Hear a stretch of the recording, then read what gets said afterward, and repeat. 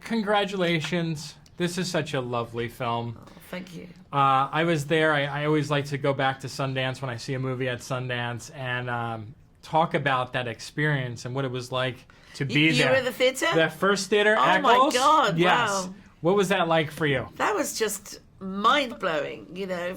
I've been making independent films for so long now, but just being there, I mean, that was a precious thing, and I hope every independent filmmaker gets that opportunity. Because here, I was seeing the film for the first time with members of the public who happened to be American, and I wasn't sure how this film set in Luton was going to go down. And slowly, you know, the audience was just warming and warming and warming, and then they started, you know, hollering and cheering, and it was the most beautiful experience. And the massive standing ovation at the end.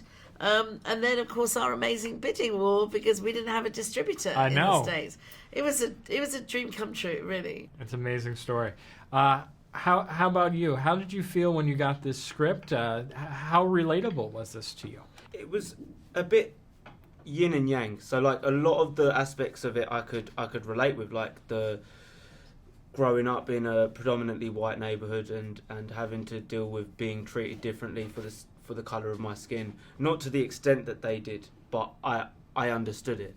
On the other hand, the music aspect and, you know, the dancing and the singing in the street was so brand new to me, and honestly, I got so much confidence from making this film. At first, I had my head down, like people were coming out of their houses and looking at us like, what are they doing? And after a while, I didn't care. I was like, yeah, everyone come out of your house. I don't care. Like, watch us. But he never heard of Bruce Springsteen. No. And he What? never, yes, exactly. I knew he was a household name, and that was literally it. I had never listened to his music until this film. I'm from Jersey. I'm Yes. sorry to break your heart. I'm sorry. Like, it's like, that's really sad. It's like, you know, it's Bon Jovi and Bruce Springsteen. That's what comes from Jersey. Exactly. Everything else is second. Since you did not know of Bruce Springsteen, now that you listen to so much of his songs, what's your favorite song?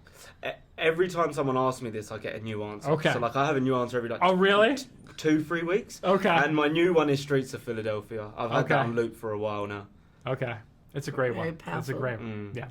I was just curious, did Bruce Springsteen get to come to set? Did he come on set at all? So Bruce gave us the green light Yes. by just saying, yeah, sounds good. Then he read the script and he said, yeah, I'm all good with this. Literally, that's all he ever said. Gave us carte blanche to do what we wanted, to whatever songs we wanted. He said, you can use it. And so we kind of made the movie really without his involvement, but all his involvement with his life's work. And at the end of the editing process, I wanted to take my director's cut to him. So I went to New York. He was on Broadway. So Sunday afternoon, we sat down, him, John Landau, a couple of other managers sat there, and I showed him the movie.